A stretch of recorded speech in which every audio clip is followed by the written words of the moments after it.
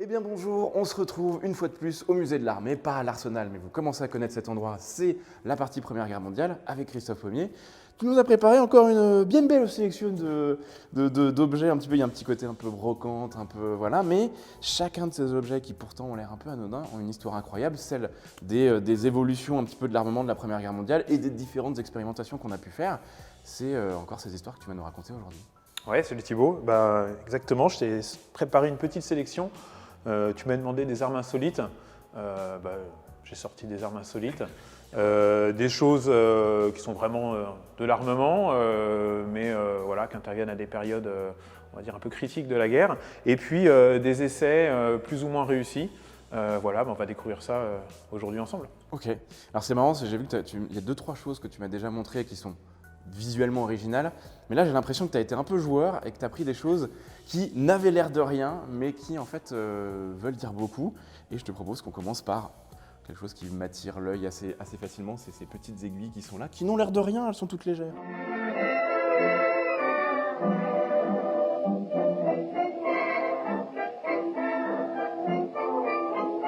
Ouais, dans l'air de rien. Alors, ce sont des fléchettes en acier. Voilà, c'est pas pour jouer aux fléchettes comme ça, c'est désolé, pour jouer aux fléchettes comme ça. Donc on les lançait.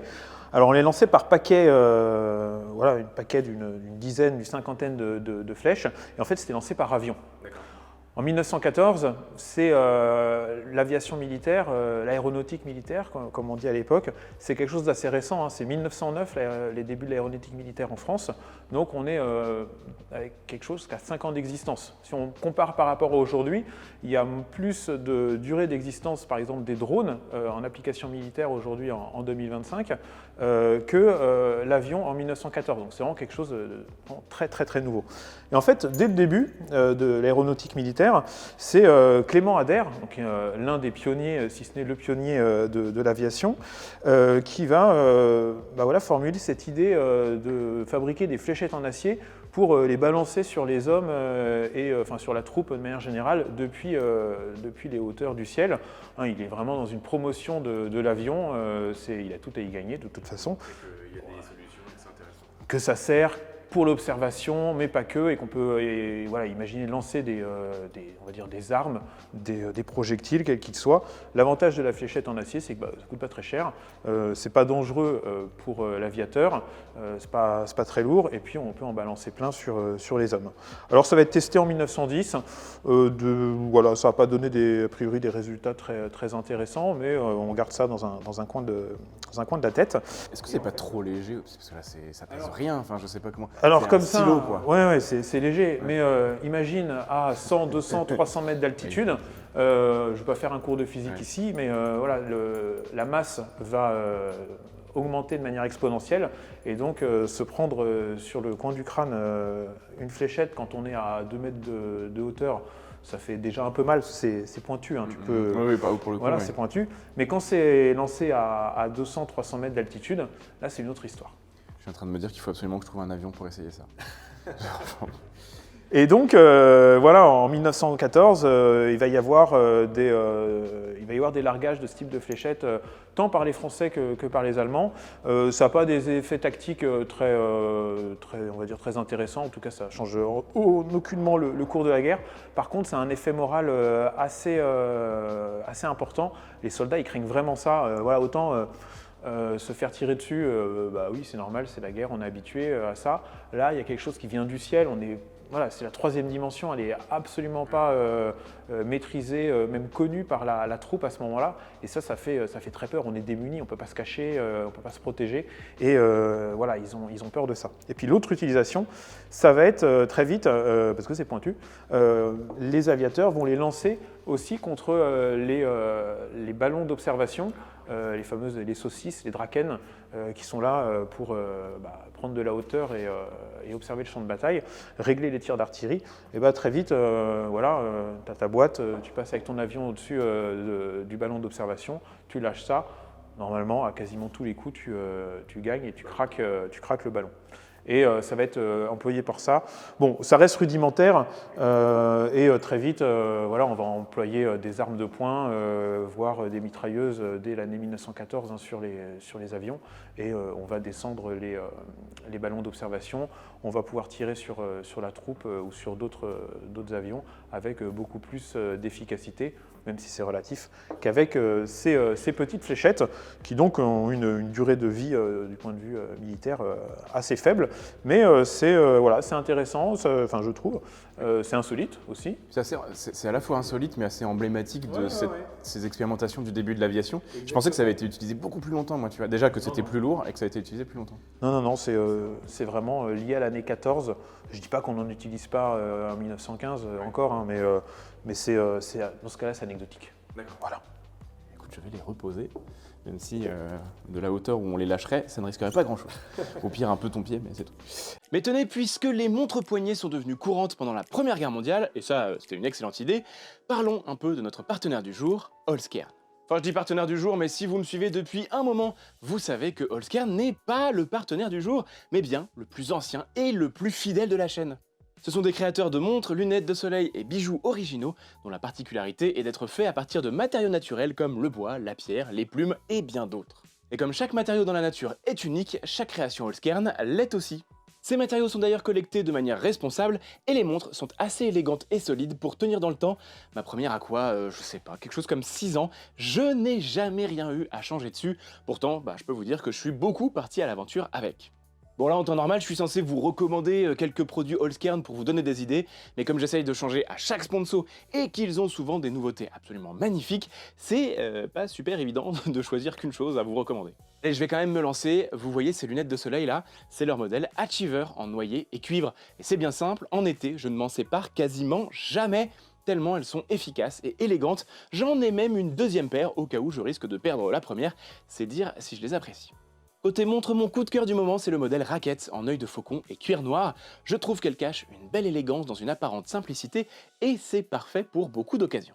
Comme toujours, je vous mets un lien en description, vous avez 15% de réduction sur toute la boutique en ligne Holzkern avec le code Icarius. Veillez à bien utiliser le lien et le code si vous voulez que ça fonctionne, je suis sûr que vous allez trouver un modèle qui vous fera de l'œil. Bon, qu'est-ce que je pourrais vous dire de plus sur Holzkern que je ne vous ai pas déjà dit? En fait, regardez mes autres vidéos et mon Instagram. Vous constaterez bien vite que ce n'est pas juste pour la sponsor. Je porte bel et bien du Holzkern dès que j'en ai l'occasion, alors, eh bien pourquoi pas vous aussi?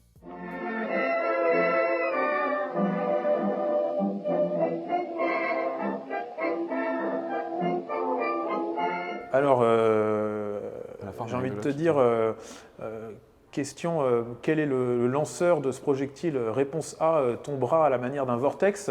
Réponse B, un mortier haute tension. Un mortier, comme on en a pu en voir dans la précédente vidéo, ou réponse C, un lance-projectile pneumatique. Le lance-projectile pneumatique a l'air trop original pour que tu me l'aies... Exactement, j'ai pas été très... voilà, donc on est sur un projectile de 60 mm, son calibre, hein, qui est tiré par l'obusier pneumatique Brandt. Ok, il y avait des obusiers pneumatiques du coup à l'époque? Alors, il y a en 1915 un homme, un ingénieur ferronnier, Edgar Brandt, qui est dans l'infanterie et qui, sur son temps libre et sur une permission, met au point un obusier pneumatique. Donc, c'est quelque chose qui va fonctionner avec de l'air comprimé, donc plus besoin de charge de poudre, mais de l'air comprimé qui lance un projectile. C'est testé, c'est proposé à l'armée en 1915, c'est testé, ça donne satisfaction. Et en fait, j'ai presque envie de dire, c'est génial. On a un lanceur qui ne fait pas de bruit. C'est donc un tube dans lequel, au niveau de la chambre, de ce qui était la chambre à feu des canons de l'époque, c'est de l'air qui va être comprimé, soit par des bouteilles d'air comprimé qui alimentent la pièce d'artillerie, soit autrement il y a un système de pompe, un peu comme des pompes à vélo, voilà. Et donc on comprime, on comprime, on comprime. À partir du moment où on a eu la compression souhaitée, ça va permettre de tirer plus ou moins loin, eh bien on déclenche le tir et le projectile, hein, cet obus part jusqu'à 400 mètres pour le modèle 1915 et 580 mètres environ avec le modèle 1916. Extrêmement utile et extrêmement apprécié pour faire des attaques surprises parce que ça fait pas de bruit, Ouais. donc on entend des plop, plop, plop. Voilà, j'imite très mal l'obusier pneumatique. Je fais très bien l'obusier pneumatique. Ne sois pas si dur avec toi. Et donc, ça tombe sur les lignes ennemies. Ok. Et c'est quelque chose qui est évidemment voilà, apprécié par l'armée française, évidemment redouté par l'armée allemande. Donc ici, tu es sur un projectile explosif. Donc il a sa petite goupille pour maintenir la fusée hors d'état de nuire à ce moment-là. Et puis, quand ça arrive, ça explose. Alors, je ne l'ai pas dit, mais voilà, je rassure, et toi, même si tu t'en doutes, et les vidéospectateurs, je ne sais pas quel est le bon terme, on est uniquement avec sur cette table des éclats d'obus ou des obus qui ont été neutralisés, qui sont inertes. Et voilà, on n'est pas des fous, on n'est pas des dingues. Si je tire là, ça fait Non, ça fait rien. Voilà, ça fait rien. On va pas le faire parce que c'est fragile. Et mais voilà, tout est inerte. Il y a pas de souci. C'est marrant parce qu'on dirait vraiment un objet de film ou de cartoon. Tu vois, ça a vraiment ce côté gros truc avec les ailettes, avec tout. Ça fait vraiment petit obus ou missile de film. Quoi. C'est assez rigolo. Il a son comparse. Ouais. Alors, lui, ce qui est intéressant, c'est qu'on a la coupe. Ah oui. Donc ça, c'est intéressant sur le point de vue technique. Et puis, surtout, c'est un des rares projectiles d'artillerie à ne pas être dangereux. Parce que ce n'est pas un obus explosif, ce n'est pas un obus chimique, ce n'est pas un obus à balles, ce n'est pas un obus incendiaire, ce n'est pas un obus fumigène, c'est un obus porte-message. D'accord. Alors, l'obus porte-message, comme son nom l'indique, il porte un message et ça permet de transmettre une information depuis un point de la zone de combat, généralement la tranchée, avec tout son magma de trous d'obus, de boue, de réseaux de fils de fer barbelés, d'obstacles divers et variés, à une autre unité qui est pas très loin, mais qui a besoin d'être informé d'une offensive à venir, un repli à organiser, un appui-feu à donner, etc., etc. Et donc, cet obus porte-message, donc tu as une cartouche de fumigène coloré. Ça va permettre, une fois qu'il est tiré, de savoir où il est et d'aller récupérer le message. C'est quand même utile. Autour, tu as une cavité, donc tu vois ici, qui fait tout le tour, dans laquelle on va glisser des messages, un papier avec des codes, des indications. Et puis, tu peux également voir aussi que le projectile, il est percé. Et ça, c'est fait pour siffler, faire un sifflement assez strident, assez fort. Et ça indique que le message arrive. Donc ils sont au courant. On ne découvre pas ça le jour même. Ils sont au courant de l'utilisation évidemment de ce type de projectile. Mais là, on sait que le message arrive. Donc il faut lever la tête, il faut regarder. Ensuite, ils savent qu'il va y avoir un fumigène de couleur et qu'il faudra récupérer le message à cet endroit-là. Alors après, le mortier pneumatique, il est assez précis. Donc c'est pas il ne faut pas s'imaginer non plus les cons, ils ont tiré à 700 mètres et on va risquer la vie de 10 hommes pour récupérer un message. Non, généralement, ça arrive dans une zone assez restreinte et il n'y a pas de grand danger. Donc, si ce n'est qu'on est dans les tranchées de la Première Guerre mondiale. Oui, c'est ça. Mais voilà, et c'est quelque chose qui va être employé vraiment. C'est rigolo quand même je sais pas trop comment on peut appeler ça, mais des projectiles comme ça lance-message, c'est-à-dire qu'il y a vraiment je sais pas, tu as l'idée du tiens, il faut que j'envoie un message à machin, sors le mortier, on va s'envoyer. C'est la complexité ça fonctionne et puis surtout ça répond à une difficulté de communiquer. Ce qui est intéressant, c'est que justement ce type d'objet, il montre la difficulté à communiquer. Parce que c'est vrai que dans les films, on voit assez facilement dans l'imaginaire qu'on s'en fait des gars en train de tirer des kilomètres de fils téléphoniques. Ce qui a été le cas. Mais on n'imagine pas. Non, et puis c'est typiquement le genre d'objet où si jamais dans un film on reçoit Jean-Michel, il m'a envoyé un message, je vais le récupérer, on se dit mais ils ont été vraiment inventés des grosses conneries, genre ils communiquaient avec des projectiles à message. Alors qu'en fait, ça a réellement existé et c'est pas un emploi localisé à il y a 2 capitaines d'une armée qui ont cette idée-là. C'est vraiment quelque chose de généralisé, de réglementaire, parce que c'est un projectile réglementaire tiré par une arme réglementaire avec une procédure d'emploi, etc., etc. C'est rigolo parce que c'est ce qu'on dit souvent sur tous ces objets-là, toute cette série qu'on fait sur la chaîne, quelle que soit la période. Souvent, la réalité a bien plus d'imagination que ne peut en avoir la fiction. Et c'est assez rigolo.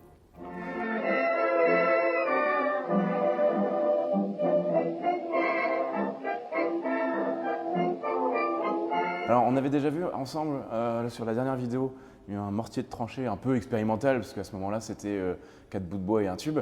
Là, on a une version qui a l'air un peu plus au-dessus, quoi. Alors, elle est à la fois un peu plus au-dessus et en même temps, elle est beaucoup plus ancienne. On est toujours dans la même idée. Hiver 1914-1915, voire même fin de l'automne 1914, on cherche des armes entre guillemets de fortune, hein, des expédients pour pouvoir répondre aux Minenwerfer allemands. Donc d'un côté, on fait tourner à plein le système D et ça va donner le fameux mortier célérier qu'on a vu la dernière fois.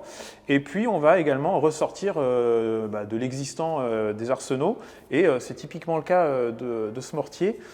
C'est un mortier qui date de la Restauration. En monarchie de Juillet pour être précis, un mortier de 15 cm modèle 1838. Donc il a presque un siècle d'existence à cette époque-là. Et en fait, c'était une arme qui était destinée à la guerre de siège. Donc c'est une arme qui, on a pu la retrouver notamment par exemple en Crimée, au siège de Sébastopol, ou dans différentes opérations du Second Empire. Et puis, après 70, les mortiers, les mortiers lisses en bronze comme ça tombe vraiment en désuétude. Et on n'imagine pas qu'on ait besoin un jour de recourir de nouveau à ce type d'arme. Et c'est pour ça que c'est pas développé entre 1871 et 1914. C'est marrant parce que c'est ce qu'on voyait avec toi quand tu me parlais des canons. On a fait cette vidéo-là, alors je ne sais pas si elle sera sortie au moment où celle-là sort, mais on a fait une vidéo avec toi sur les canons et c'est un truc qui m'avait étonné, c'est à quel point en fait ils ont une longévité, parce que même quand ils sont un peu dépassés, on trouve toujours le moyen de les réutiliser, ou on les met dans des endroits de seconde zone, ou à un moment il y a une urgence et on le réutilise. Et là on est encore dans ce cas-là jusqu'à la Première Guerre mondiale. C'est une économie, voilà, fabriquer des armes ça coûte cher, donc on ne va pas changer les systèmes tous les 4 matins.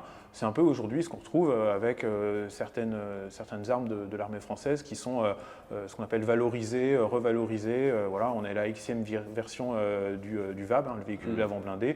Bon, maintenant ça y est, il a été remplacé par le VBCI, mais voilà, c'est quelque chose qui a une durée de vie assez importante et qui a évolué au fil du temps. Parce qu'encore une fois, il est existant et ça ne fonctionne pas trop mal, donc on s'en sert. Alors là, il n'y a pas d'évolution technique notable, mais voilà, il est dans les arsenaux. On a un besoin de mortier, on a des mortiers. Bon, les connexions se font, comme dirait l'autre. Et on va le sortir, l'amener sur le front. Le problème, c'est que c'est quand même quelque chose d'assez lourd. On est à une bonne centaine de kilos. Et puis, il a des performances balistiques qui sont pas extraordinaires. Il lance un obus de 15 cm qui est assez puissant, mais on n'en a pas des stocks non plus invraisemblables. Et puis surtout, on ne va pas se remettre à en fabriquer. Mais ça fait partie de ces expédients qui permettent de tenir à la fin de l'automne 14, à l'hiver 14-15, face aux Minenwerfer allemands. Et puis on va quand même bricoler des choses qui on va dire, pour changer l'arme. Donc là, tu vois, il y a le calibre, 15 cm, donc on émet un obus sphérique de 15 cm, mais on va également inventer des espèces de paniers en bois qu'on va charger de grenades. Donc on met une douzaine de grenades. Avant, on aura mis évidemment une petite charge de poudre noire. On allume, ça part et on balance un petit panier de grenades sur la tranchée d'en face. C'est plaisir d'offrir, joie de recevoir. Voilà, c'est ça. Et puis ensuite, c'est ce qu'on aperçoit derrière. Il y a toute une série d'armes qui vont être mises au point à partir de l'année 1915. Et progressivement, ce mortier, il disparaît du champ de bataille et il prend, on va dire, une retraite bien méritée. Voilà. Une deuxième retraite bien méritée. Une deuxième retraite bien méritée. Eh bien écoute, objet suivant. Objet suivant.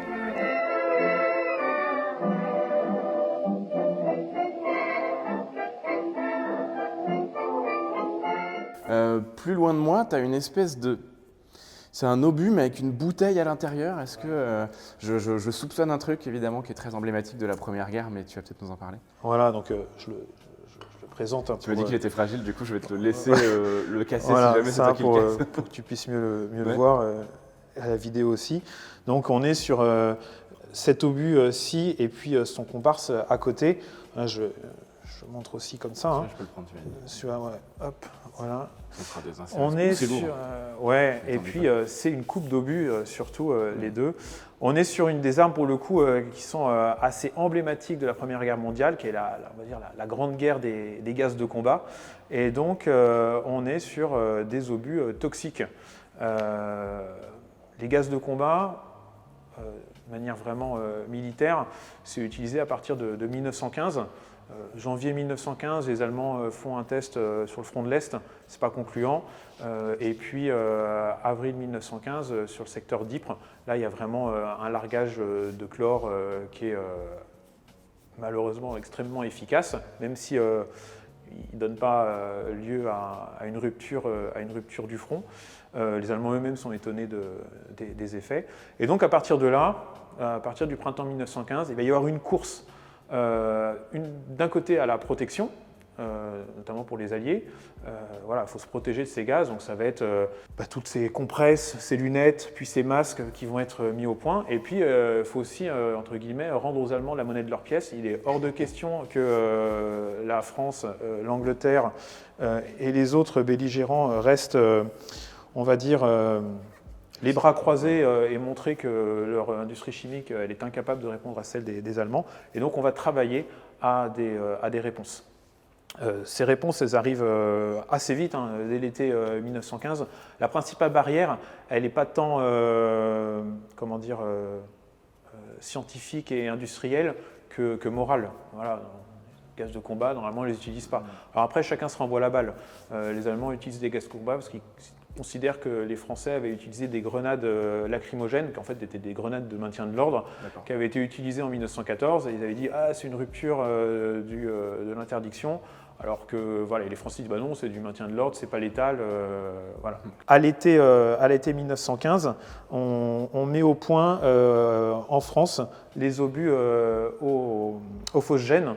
Donc, le phosgène, c'est le nom, on va dire, un peu vulgarisé du dichlorure de méthanol. Et pour cacher que c'est du phosgène, on appelle ça des obus à la colongite. D'accord. Voilà, colongite, ça vient du nom de l'usine qui fabrique la colongite, l'usine de Collonges, c'est à côté de Lyon. Et donc, on met au point ces obus. Donc, on est ici sur un obus de 75 mm, donc il est tiré par le canon de 75 mm, parce que, voilà, l'année 1915, le début en tout cas, la guerre des gaz, c'est des bonbonnes qu'on ouvre et on libère les gaz au gré des vents. Très vite, on a besoin d'augmenter la concentration de gaz et on a besoin d'aller plus loin.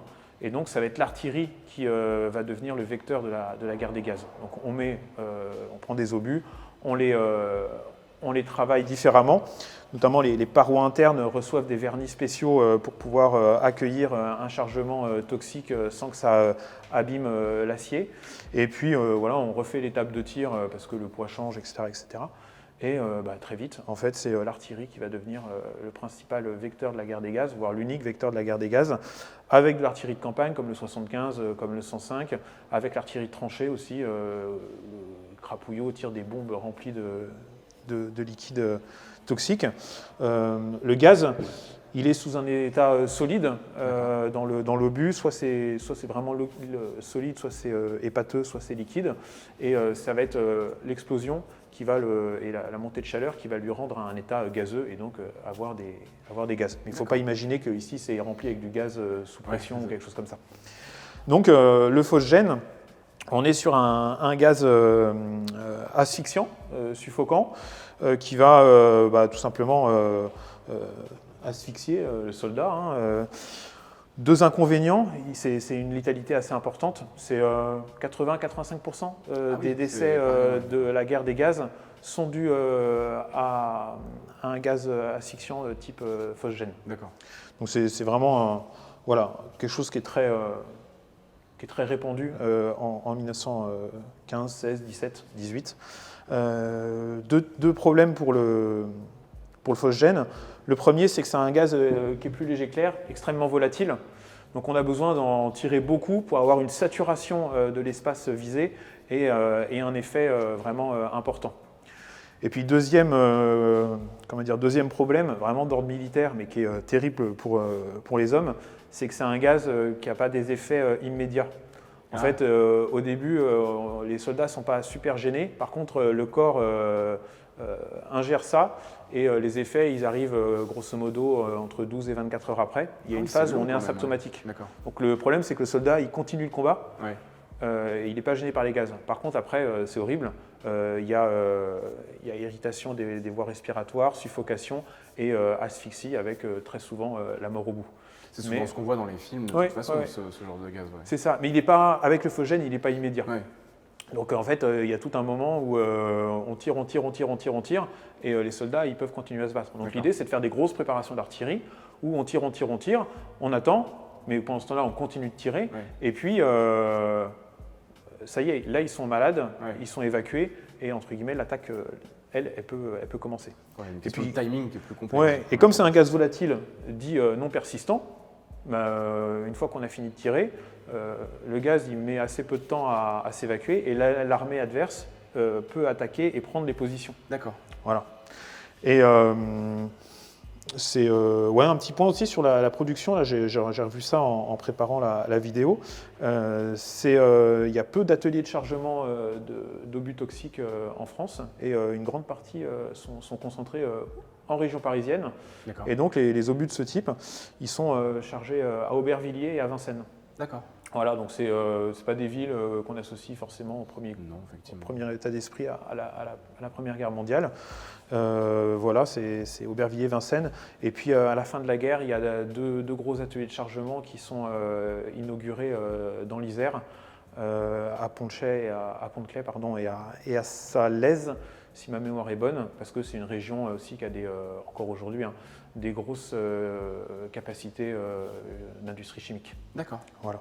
Oui, c'est marrant parce que tu vois, pour le coup, c'est très très emblématique des films, de tous les éléments sur la Première Guerre mondiale, de la culture populaire. La guerre des gaz, on le voit bien, mais à quel point est-ce que ça a été réellement... parce qu'on a l'impression que c'est l'arme ultime pendant la Première Guerre mondiale, mais à quel point ça a été utilisé ou pas? C'était quoi les limites? Ça a été énormément utilisé. Il faut savoir qu'en 1918, il y a 25% des obus tirés, c'est des obus toxiques. D'accord. Quand même énorme, parce qu'il faut des grosses concentrations, c'est à cause du chargement. En face, ce n'est pas une arme qui va causer des effets, on va dire, ça cause des effets importants, je ne remets pas ça en cause évidemment, mais c'est à peu près 2,5% des décès, les gaz de combat. Ce qui est toujours trop, mais ce qui n'est pas énorme au regard. Énorme. Voilà, ça reste largement, ça reste largement minoritaire. Par contre, les effets sont terribles. C'est des décès à l'hôpital, c'est vraiment des gens qui sont en souffrance, des gens qui vont garder, quand ils en réchappent, des soucis respiratoires tout au long de leur vie. Et puis, voilà, c'est vraiment vu comme quelque chose d'inhumain, de terrible, à tel point qu'en 1925, on est bien après la guerre, les accords de Genève restreignent considérablement l'utilisation des gaz de combat. Ils n'interdisent pas leur fabrication, mais on restreint considérablement leurs utilisations. Et puis il y a cette peur des gaz de combat pendant l'entre-deux-guerres, pendant la Seconde Guerre mondiale. Il y a notamment dans le cadre de la défense passive, quasiment tous les citadins de Paris ont des masques à gaz. Il n'y aura pas, en tout cas sur le front occidental, d'utilisation de gaz de combat pendant la Première Guerre mondiale. Voilà. La seconde, tu veux dire? Pardon, pendant la Seconde Guerre mondiale, excusez-moi. Alors, d'ailleurs, tu parlais des masques de la défense passive, c'est encore aujourd'hui extrêmement facile à trouver. Oui. Je pense que c'est vraiment sur le marché de la brocante, c'est un truc que tu trouves extrêmement facilement, tellement il y en a eu. Oui, c'est un gros truc. C'est ça. Et alors, pourquoi est-ce que, du coup, on va interdire l'utilisation des gaz, mais pas leur fabrication? Parce que on travaille... on ne sait jamais.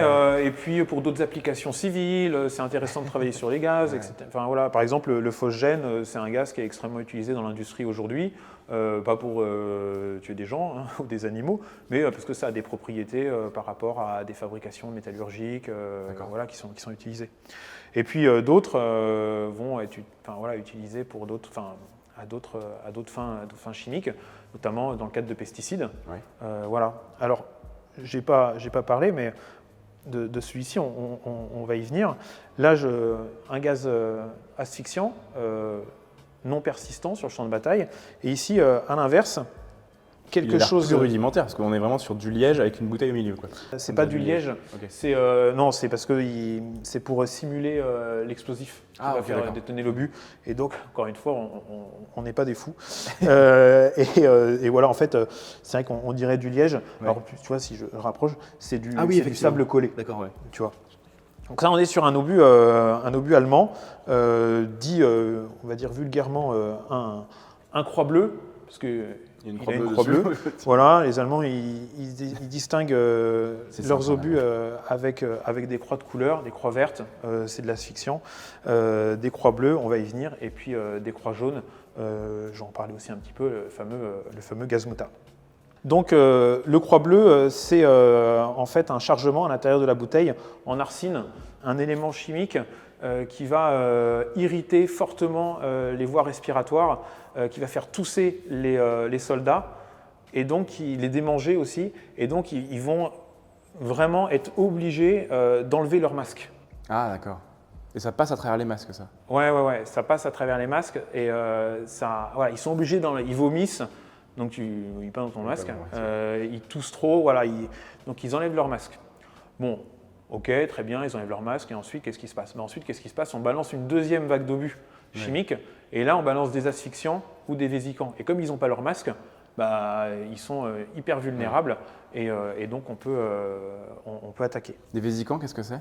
Alors les gaz vésicants, ça va être, alors déjà c'est, en fait pour être tout à fait précis, c'est pas des gaz, c'est un liquide qui va être vaporisé au moment de l'explosion sous forme de micro-gouttelettes et le vésicant il va faire des brûlures, il va attaquer la peau, il va attaquer les muqueuses, il va attaquer les yeux et c'est horrible à dire mais c'est encore plus facile quand le soldat il a enlevé son masque, d'où le truc.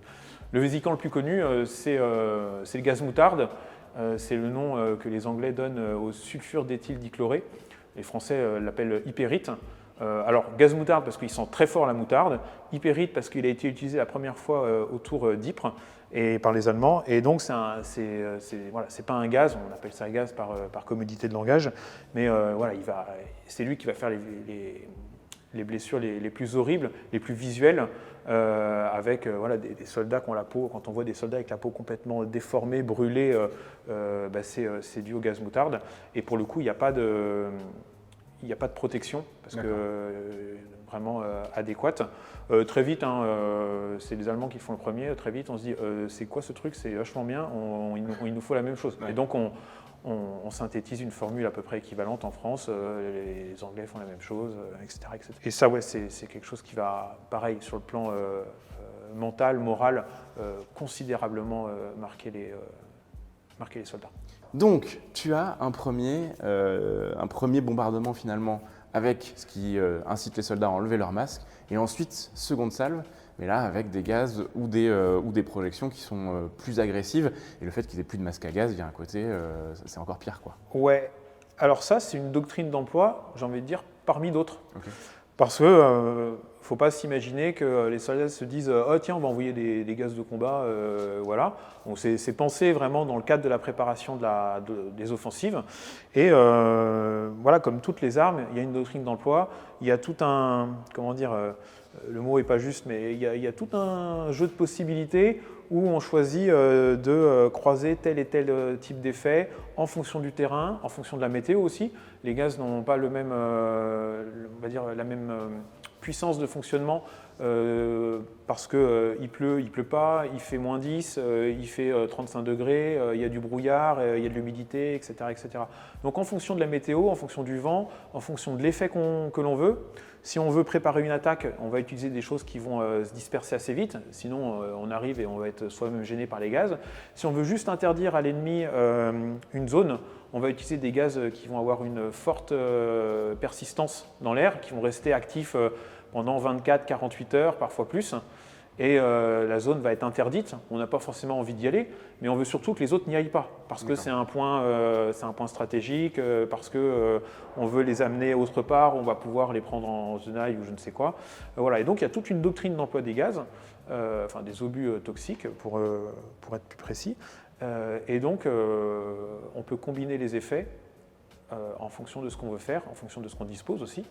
Et ce jeu de j'envoie d'abord de l'irritant suffocant qui fait enlever le masque et ensuite j'envoie de l'asphyxiant ou du vésicant qui va être beaucoup plus efficace sur une personne qui a dû enlever son masque, c'est une possibilité d'emploi parmi d'autres.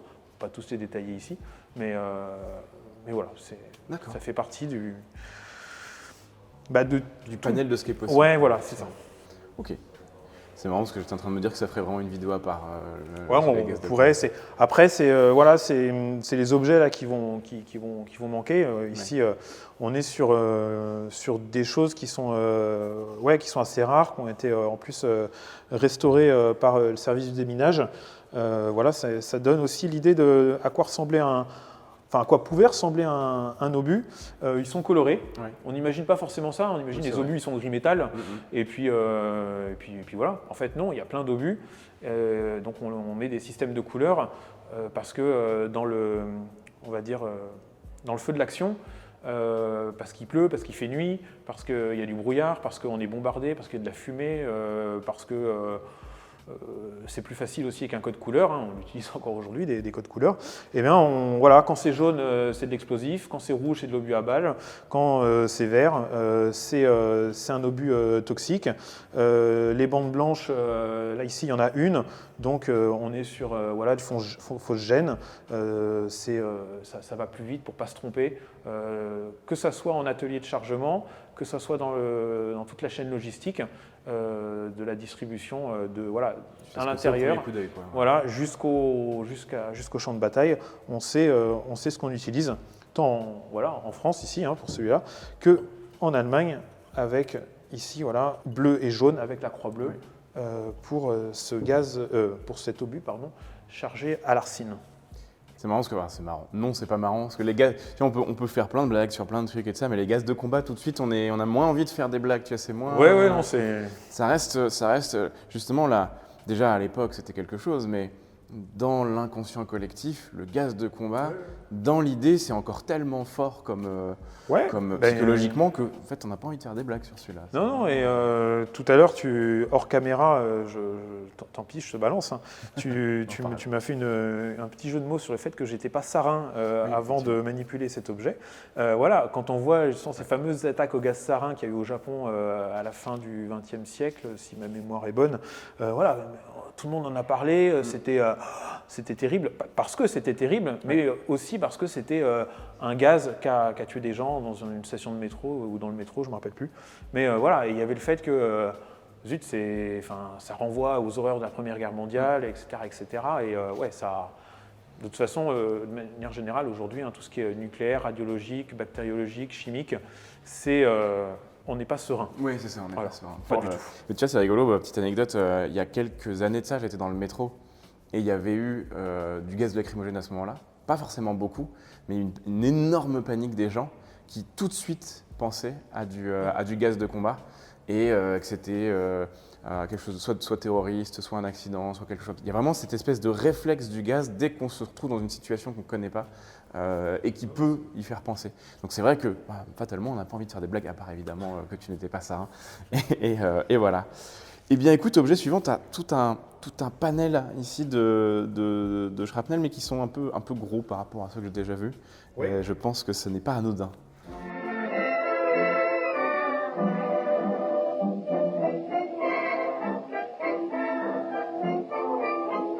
Alors, ce qui n'est pas anodin, c'est pas qu'ils soient gros ou pas gros.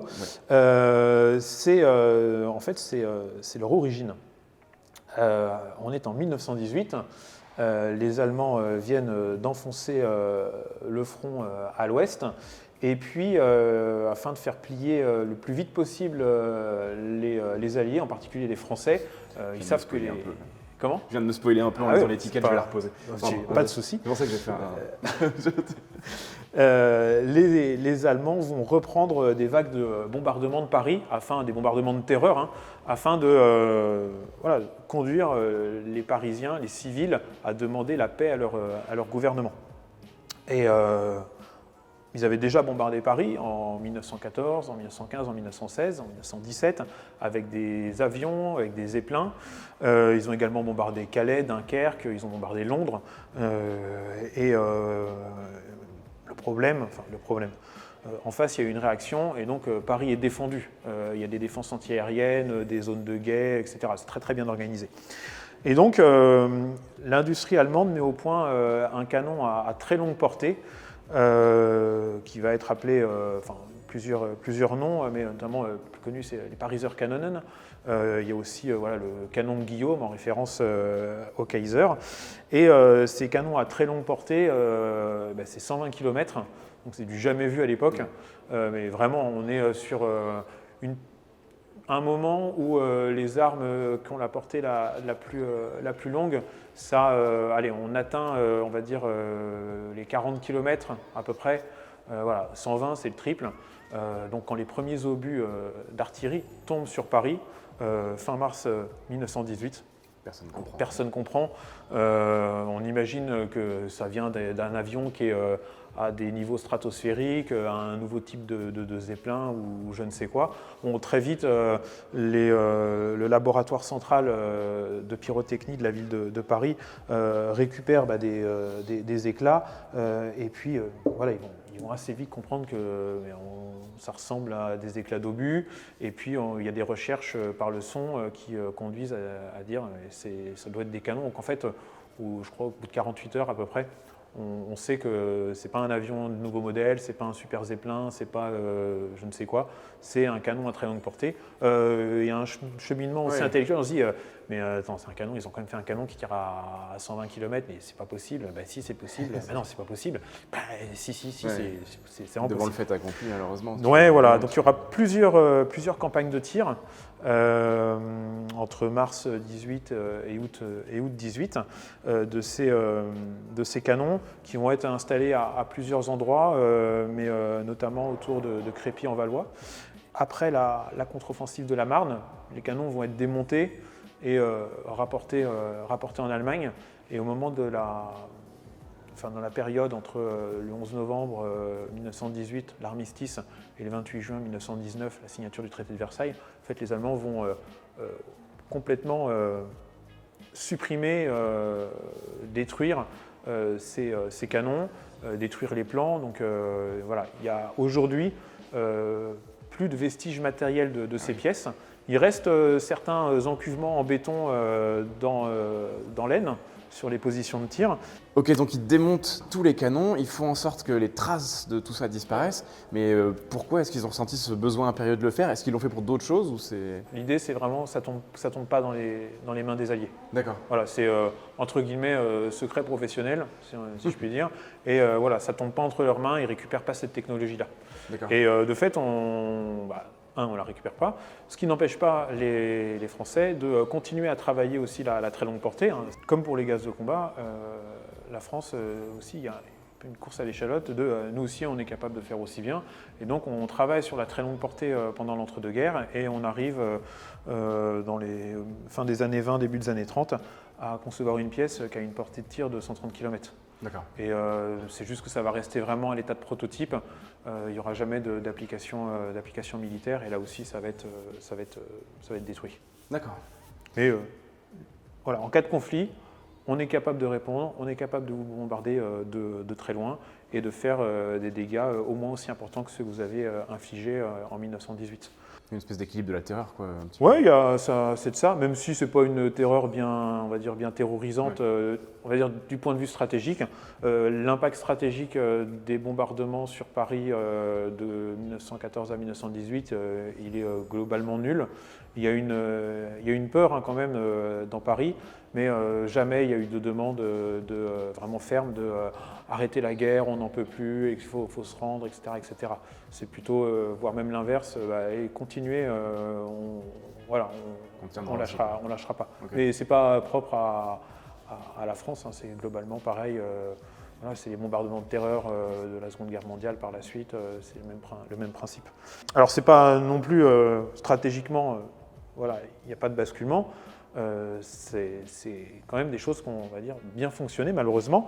400 obus qui ont été tirés pendant les 4 campagnes de tir entre mars et août 18, 256 morts, 620 blessés environ, donc c'est pas, voilà, c'est quand même pas complètement anodin.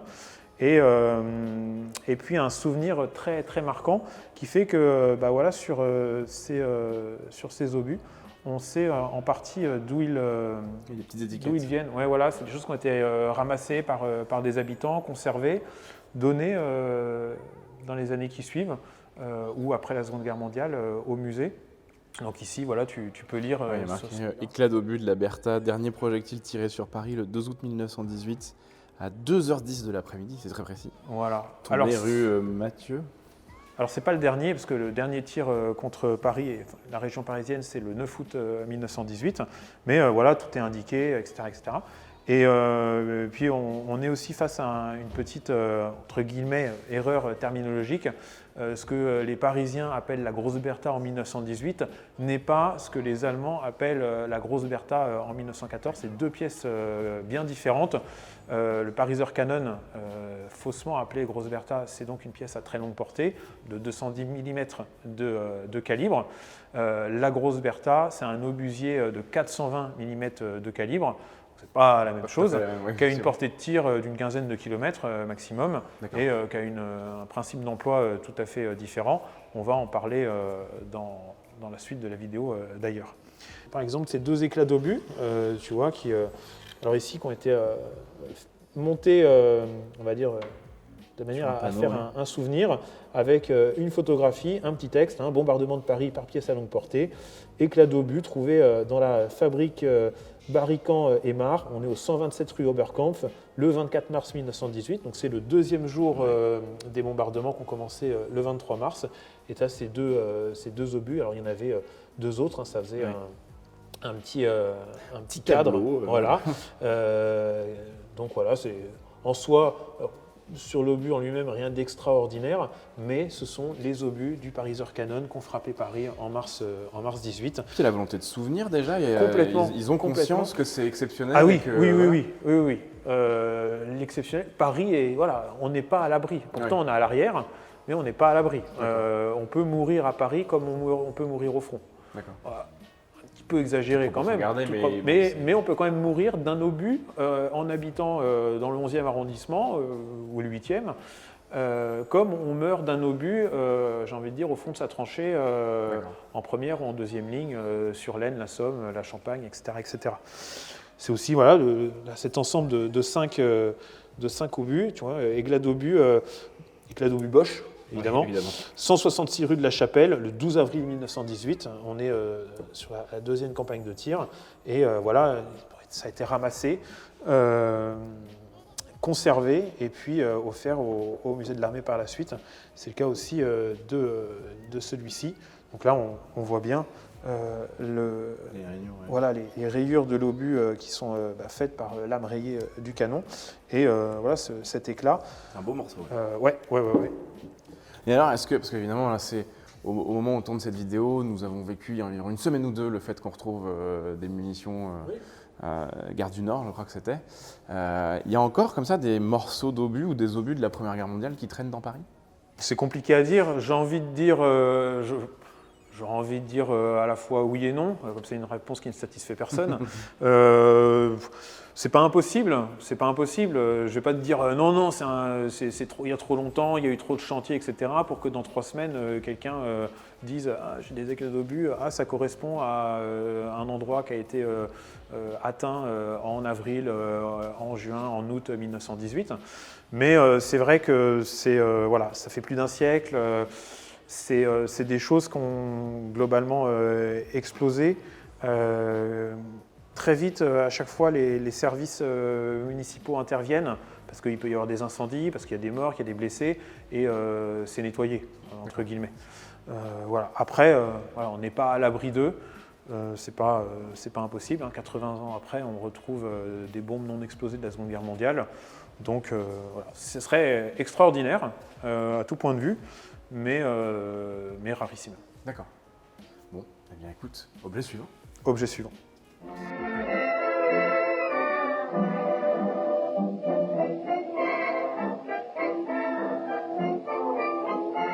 on est sorti un petit peu de la table. Tu m'as amené devant cette chose qui est quand même assez impressionnante finalement. Qu'est-ce que c'est? Qu'est-ce que tu peux nous en dire? Alors, écoute, c'est l'un des rares vestiges de la grosse Bertha. La vraie grosse Bertha, celle des Allemands. La vraie grosse Bertha, celle des Allemands. Cet obusier de 42 cm de calibre, dont juste ici on a une maquette. Il n'y a aucune grosse Bertha qui a été conservée. Là aussi, on ne veut pas que cette technologie tombe aux mains des Alliés pour qu'ils se l'approprient tout simplement. Donc, pas de vestige de cette pièce d'artillerie, on va dire emblématique, extraordinaire, mais c'est là, encore une fois, où les projectiles vont, entre guillemets, venir à notre secours et constituer les témoignages matériels de la grosse Bertha. Donc voilà, ici, on est sur un obus perforant de 42 cm de diamètre. C'est un obus qui a été récupéré le 15 août 1917 sur le littoral belge qui était bombardé. Il n'a pas fonctionné, la fusée était défectueuse. Et donc, il a été extrait sous 3 mètres de sable. Extrait sous 3 mètres de sable, neutralisé et envoyé en trophée, en souvenir au musée de l'armée. C'est comme ça qu'on le récupère. Alors l'obus, il n'est pas balancé comme ça, hein. Il a en fait une coiffe balistique qui monte à peu près jusqu'ici.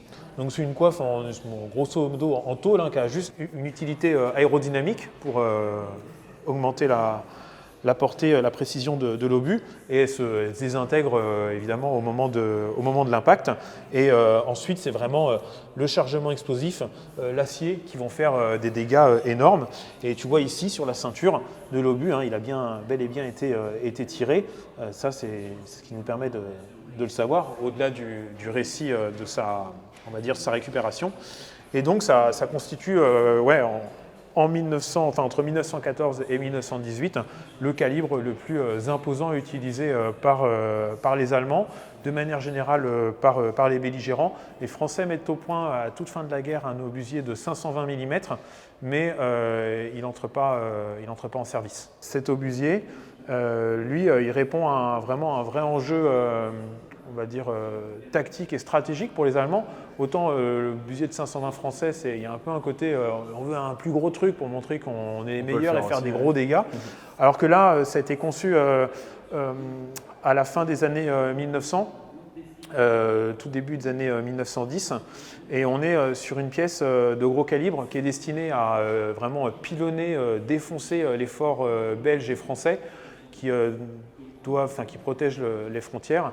Et ça doit servir à rendre possible l'application du plan Schlieffen. Et pour ça, on doit aller vite. Les armées doivent traverser assez vite la Belgique, le nord de la France pour faire ce mouvement enveloppant. Et elle ne doit pas être arrêtée par les fortifications. Et donc, il faut qu'elles tombent très vite, ces fortifications. Pour ça, on va les pilonner avec de l'armement de siège lourd, mortier de 21 cm, obusier de 30,5 cm, obusier de 42 cm, et cet obusier de 42 cm, c'est cette fameuse grosse Bertha, soit sur version voie ferrée, soit sur version à roue. Et donc ici, c'est un modèle réduit de la version à roue, le type M. Gerrat, que l'on expose au musée. Il y en a eu beaucoup des comme ça? J'ai plus le nombre en tête, mais oui, c'est façon de dire. Je crois qu'il y en a eu une bonne dizaine. De mémoire, j'en suis pas sûr. Comme ça, c'est déjà beaucoup, 10. Oui, et les projectiles, là, il y en a eu entre guillemets plein. Hein. Les forts français en 1914, autour de Maubeuge, notamment, ont été vraiment pilonnés par du 42 cm. À Verdun, en 1916, ça entre en action. Sur le front belge, autour d'Ypres, elles entrent en action aussi. Donc là, des obus, il y en a eu plusieurs. Ça, c'est énormément. C'est là aussi un armement réglementaire, j'ai presque envie de dire conventionnel, malgré ses dimensions hors normes, qui rentre tout à fait dans la doctrine d'emploi allemande et qui donne de très très bons effets. Ça ne suffit pas à emporter la décision, mais ça donne de très très bons effets.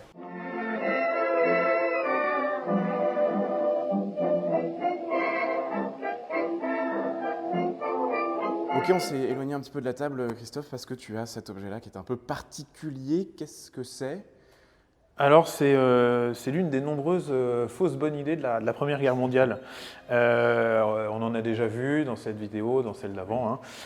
Voilà, on est en 1916 et depuis plus d'un an, voilà, il y a un blocage tactique avec des Français dans des tranchées, avec des Anglais, en face des Allemands dans des tranchées. Chacun essaye de percer le front, ou tout du moins de l'enfoncer, et ben, globalement, on n'y arrive pas.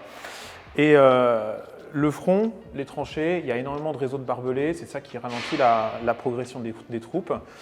Et on a un ingénieur qui est capitaine de réserve au 21e bataillon de chasseurs à pied, l'ingénieur Walter, qui va mettre au point ce bouclier roulant individuel. Donc on est sur un bouclier, donc des plaques d'acier qui vont résister, en tout cas pour les plaques de devant, aux balles perforantes. Jusqu'à 50 mètres, donc c'est des choses assez résistantes. Roulant, hein, tu as deux roues, une ici, une derrière, qui vont permettre de faire avancer le bouclier. Et puis individuel, tout simplement parce qu'il y a un homme, un soldat qui peut se glisser à l'intérieur et avancer vers la tranchée adverse pour cisailler les réseaux de barbelés et ensuite permettre d'ouvrir des brèches au profit de l'infanterie. Alors c'est quelque chose qui est testé à l'été 1916, qui donne a priori satisfaction. Il va être employé sur le front de la Somme, toujours à la fin de l'année 1916. Et malgré le fait que les soldats réussissent parfois à ouvrir des brèches très vite, notamment avec l'automne, la pluie, la boue, voilà, on est quand même sur quelque chose qui pèse assez lourd, qui n'est pas fait pour être tout-terrain. Et voilà, la fausse bonne idée, elle est là, c'est que très vite, on a des soldats qui se retrouvent embourbés dans ce bouclier roulant, qui deviennent très vite des cibles, parce que s'ils résistent aux balles de fusil et de mitrailleuses, dès qu'on tire dessus avec de l'artillerie, c'est un peu une autre histoire. Et voilà, c'est pas un objet qui aura ça fonctionne pas très bien. Non, voilà, il n'aura pas une longue vie, mais ouais, il témoigne de tous ces essais, aussi de tout ce foisonnement un peu individuel, hein, de toutes ces bonnes volontés qui vont tenter d'apporter des solutions pour voilà, permettre d'enfoncer, de percer le front, d'ouvrir des brèches pour faciliter l'assaut de l'infanterie, encore une fois. Ça n'a pas fonctionné. Ce ne sera pas cette solution-là. Ce ne sera pas cette solution-là. C'est vrai que ce que tu disais, c'est pas conçu pour être tout-terrain. On voit bien que les roues, c'est des roues en acier bien... Ah oui, oui, hein, c'est lisse, c'est pas cramponné. C'est pas cramponné. Le pauvre soldat qui devait se retrouver tout seul là-dedans, au milieu de nulle part, voilà. embourbé. Alors il a le soutien des copains derrière, il agit pas tout seul. Hein, faut imaginer des groupes d'une dizaine, d'une vingtaine de boucliers roulants qui avancent pour cisailler les tranchées adverses. Il y a aussi, comme tu peux le voir ici, des œilletons pour voir. On peut glisser éventuellement une arme de poing pour harceler ou se défendre l'adversaire.